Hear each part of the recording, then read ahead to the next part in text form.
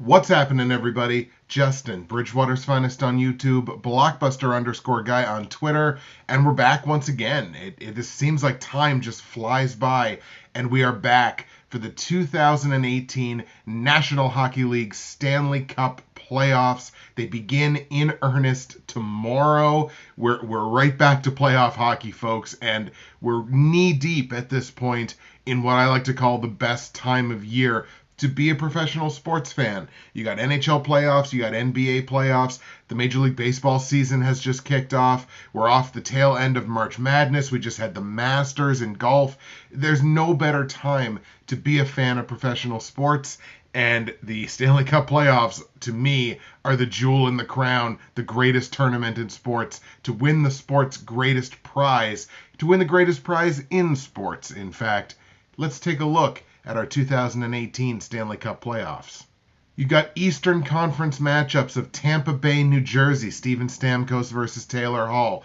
The rematch of the 2013 series between Boston and Toronto after the lockout-shortened season. Leafs looking for some revenge there. You have got the Washington Capitals taking on the Columbus Blue Jackets. And you've also got the Pittsburgh Penguins, the Philadelphia Flyers, the Battle of Pennsylvania. A lot of blood there, a lot of bad blood there. You're probably going to see a lot of blood in that series. The Eastern Conference matchups look great.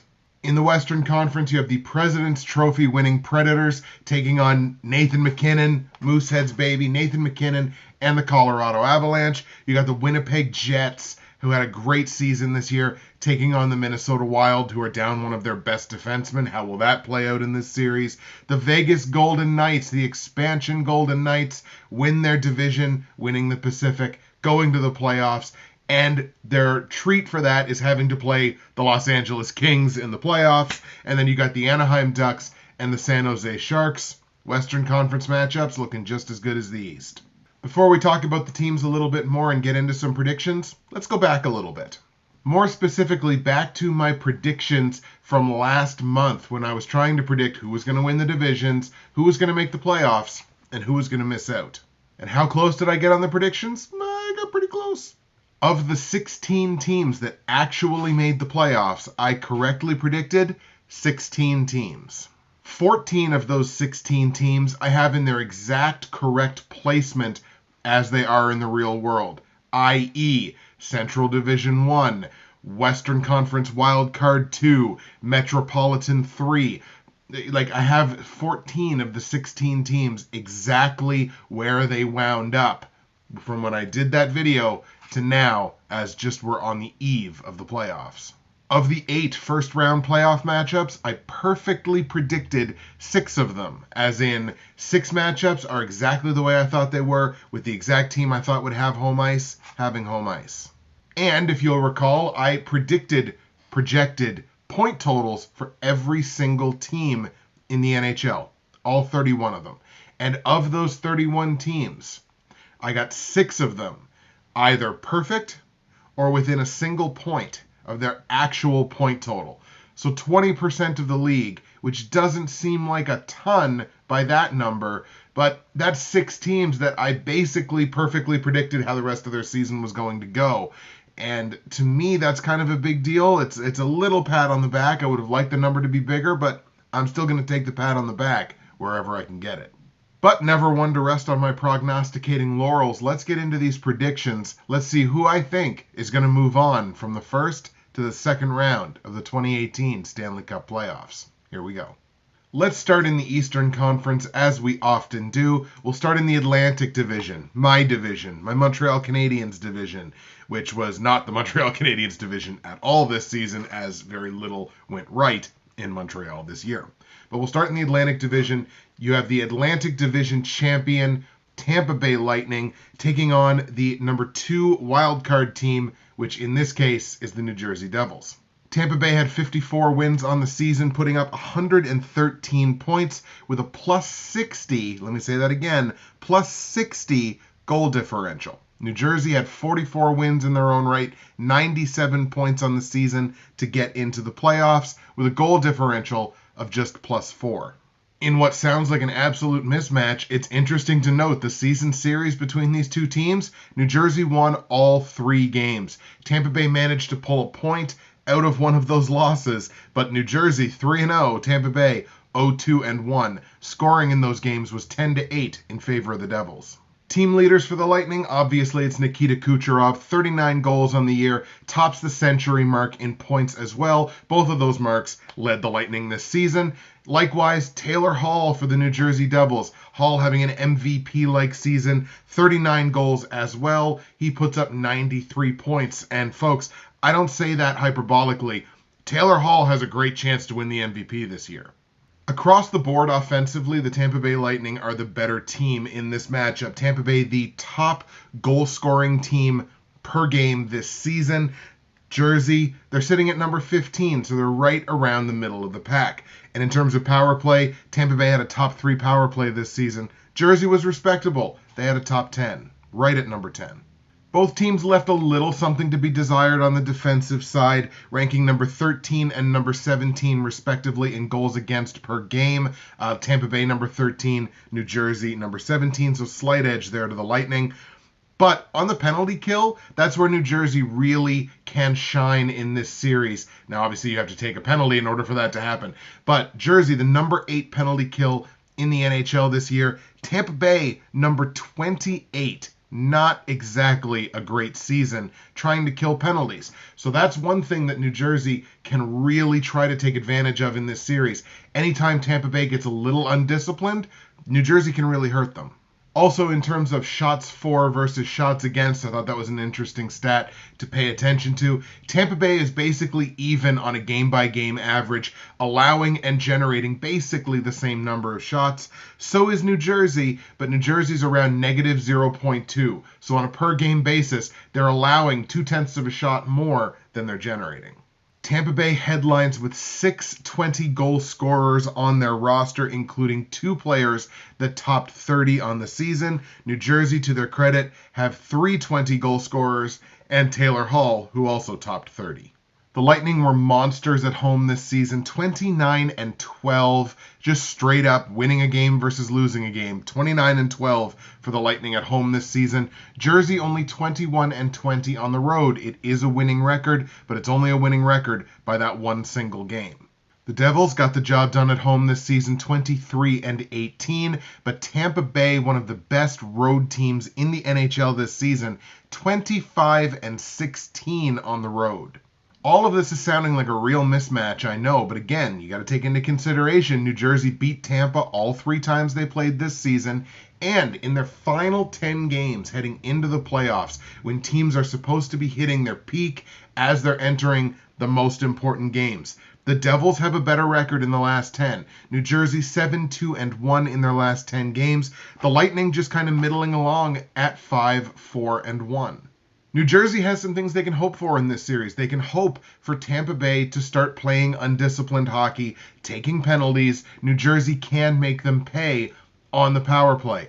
They can hope that Tampa's kind of middling play from the end of the regular season continues into the playoffs. Maybe they can hope for some injuries.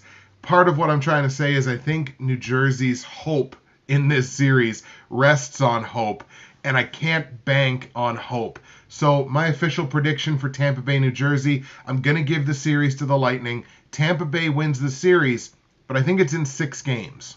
I think they split the first 4 games. Each team gets a win on the road. I've got Tampa winning Game 5 back at home, and then New Jersey in Game 6 in New Jersey. I don't think the Devils hold on to extend the series to 7 games. I got Tampa Bay winning Game 6. Tampa Bay wins the series. The other Atlantic Division matchup, as I mentioned, that much looked forward to rematch of the 2013 first round series out of the Atlantic Division, the Boston Bruins playing host, as they did in 2013, to the Toronto Maple Leafs. Another day, another 50-win season for the Bruins. They put up 112 points and plus 56 on the goal differential. Great season it's been in Massachusetts. Toronto, to their credit, 49 wins, which I believe is a franchise record, 105 points, which I believe is a franchise record, and plus 45 on the goal differential. Toronto had themselves an incredible season, and they're kind of the victim of the playoff format here, where they have to, of any team in, I think, the top 7 or 8 of the NHL standings, in terms of their first round playoff matchup, Toronto's got the worst. But that being said, Toronto took 3 of 4 games from Boston this season, 3-1. Boston had 1 win in regulation, and they did manage to pull a point out of one of those losses against the Leafs. So Boston was 1-2-1, scoring in those 4 games 12-10 in favor of the Leafs. David Pastrnak led the way in lamp lighting for the Bruins this season, putting up 35 goals. Did not lead the team in points. That was Brad Marchand, who had 85. Speaking of lighting the lamp, JVR, James Van Riemsdyk, who, again, all season was talked about as being like someone that they should trade at the deadline. He had an incredible season, really upped his stock in the free agent market, if that's where he winds up going. 36 goals for JVR this season. Mitch Marner leading the team in points with 69. Nice.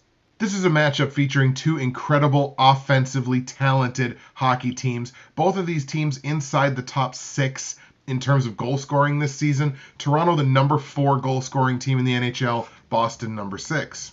And on the power play, both teams killed it. 2 top 4 power plays on the season. Toronto with the number 2 power play in the NHL this year. 2 units that they can roll out and had a ton of success with. Boston, to their credit, number 4.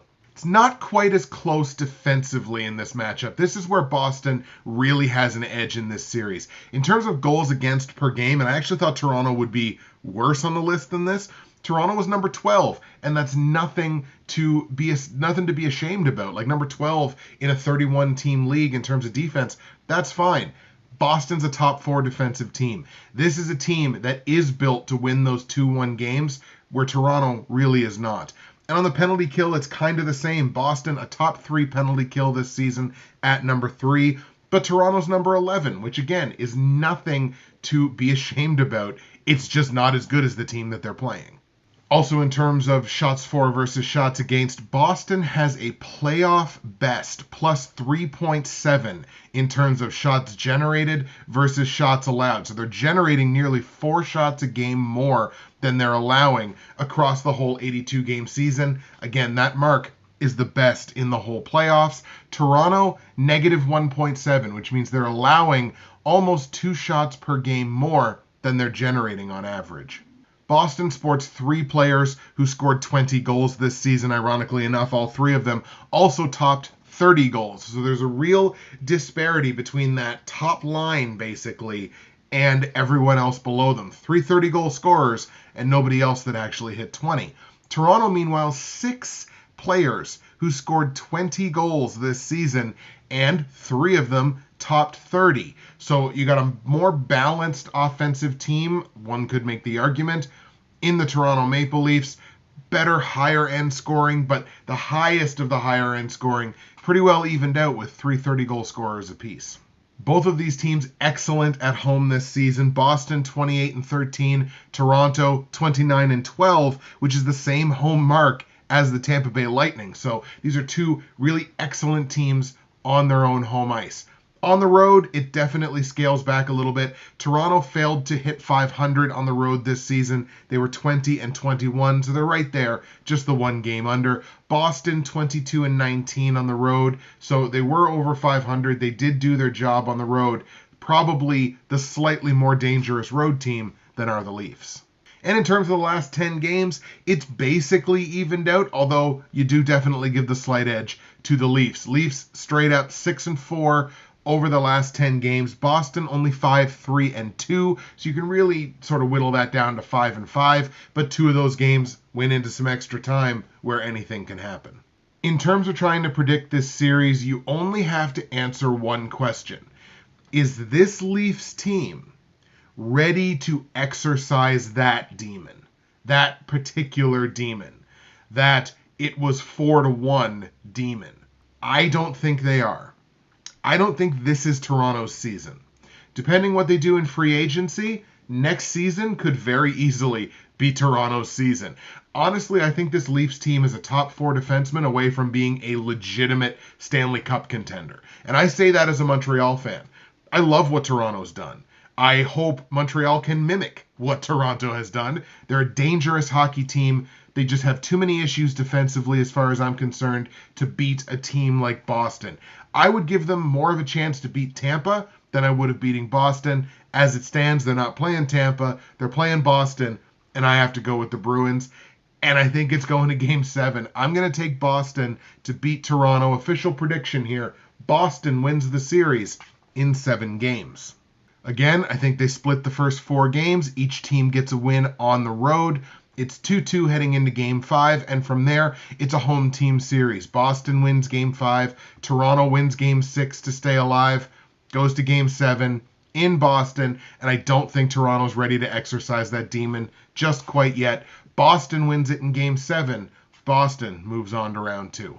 Staying in the Eastern Conference, we'll move to the Metropolitan Division now, and the Metropolitan Division champion, Washington Capitals, going to be taking on the Columbus Blue Jackets. Washington, 49 wins on the season, 105-point season, and a plus 20 on the goal differential all year. The Columbus Blue Jackets, 45 wins, an excellent season for them, 97 points, and a plus 12 on the goal differential.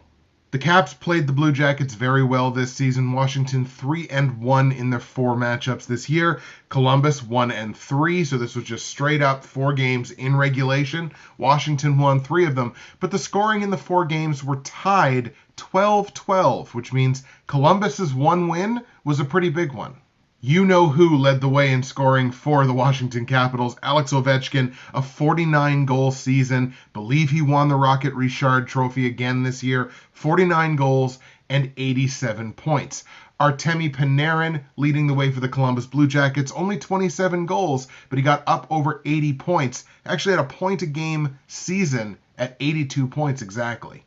On the offense, as far as I'm concerned, this series is not comparable. The Washington Capitals are a far better offensive hockey team than are the Columbus Blue Jackets. Washington ranks number 9 in terms of goals for per game and number 7 in terms of power play efficiency.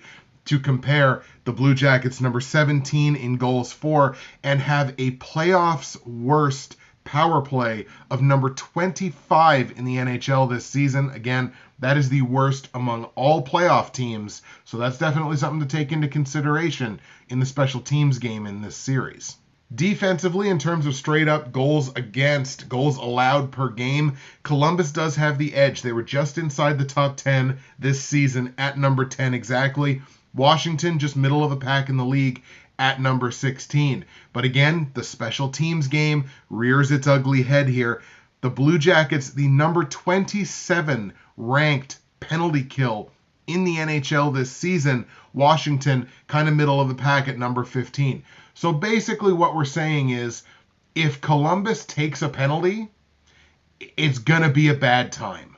The one thing Columbus does have kind of in its back pocket in this series, the Blue Jackets generated 2.4 shots per game more than they allowed on average this season, whereas the Capitals spent a large part of the season getting outshot. They were allowing 2.9 more shots per game than they're generating, almost 3 full shots a game. So that said, if Columbus can outshoot Washington by 4, 5, 6 shots on average per night, they can kind of close that gap between the two offenses, just on, pure volume. Despite the disparity between the offenses, both teams sport 3 20-goal scorers on the season. Obviously, Washington has the one, boop, right up there, which is Alex Ovechkin. He is a game breaker in this series. Capitals 28-13 at home this season.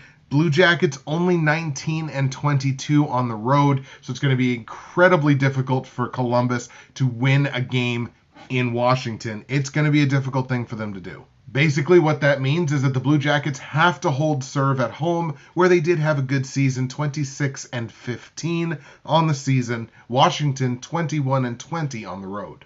Both teams coming into this series playing good hockey. Washington 8-2 in their last 10 games coming into the playoffs. Columbus, no slouch, 6-2-2. The unfortunate news for the Blue Jackets fans watching is no slouch is not going to be good enough. I understand, obviously, the stigma around the Washington Capitals in the playoffs. There is a real stigma there, but this Washington team is better than this Columbus team. They're just better. Almost across the board, they're better. So they're going to take advantage of the places, the areas where they are better.